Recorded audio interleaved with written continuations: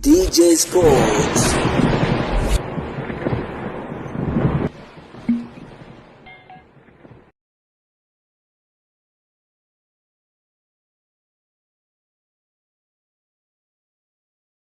Hii ni taarifa kubwa ambayo inaendelea kupamba kasi kwa hivi sasa katika kona na engo mbalimbali za kimichezo na burudani katika dirisha hili kubwa la usajili, ambapo kwa mujibu wa taarifa zinasema ya kwamba so far Simba imehamishia nguvu kwa nyota wa kimataifa kutoka taifa la South Africa, na hapa moja kwa moja twende tukamtazame ni Peris Tau, moja kati ya nyota ambaye so far amekuwa katika gumzo kweli kweli, hasa mara baada ya kuweza kuhusishwa kusajiliwa na klabu ya wekundu wa Msimbazi Simba. Kwa mujibu wa taarifa zinasema ya kwamba Simba wanapushi haraka namna ya kuweza kumalizana na Peris Tau ili aweze kujiunga na kikosi cha wekundu wa Msimbazi Simba katika msimu wa mwaka 2026 2027, huku kocha mkuu wa klabu ya soka ya Simba akiwa amewaomba viongozi hao waweze wamuongezee makali kwenye upande wa safu ya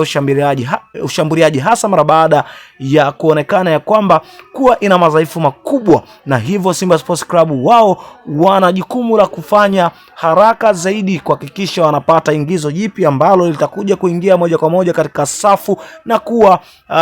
kuboresha safu hiyo ya ushambuliaji wa klabu ya wekundu wa Msimbazi Simba. Hii ni moja kati ya taarifa kubwa kwa hivi sasa ikiwa inaendelea kupamba kasi katika kona na engo mbalimbali za kimichezo. Je, Simba Sports Club watafanikiwa kupata saini ya Peris Tau katika dirisha hili kubwa la usajili?